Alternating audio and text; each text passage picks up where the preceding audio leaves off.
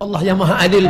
Allah ingatkan engkau bukan dengan khutbah Jumat karena kau tak pernah datang ke masjid, bukan dengan pengajian karena kau tidak suka kepada ulama, tapi Allah nasihati engkau dengan apa? Mati anakmu, meninggal dunia istrimu, kau lihat mereka terbujur, tapi ternyata kau tidak ambil pelajaran. Wa kafa bil mauti wa'iza, cukuplah kematian sebagai nasihat. Nasihat yang tak berbunyi dan tak bersuara, nasihat yang tidak bertinta dan tak berpena, nasihat yang bukan tinta di atas kertas, nasihat diam 1000 bahasa. Tapi kau tak ambil pelajaran dari kematian, kau tetap juga rakus dan tamak.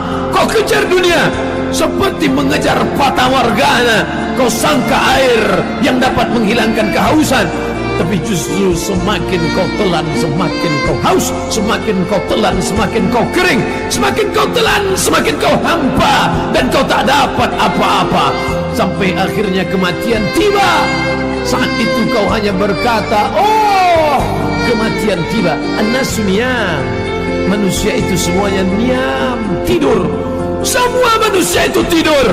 Falamma matu intabahu, ketika mereka mati barulah mereka sadar, rupanya aku sedang terlelap dalam tidur yang panjang.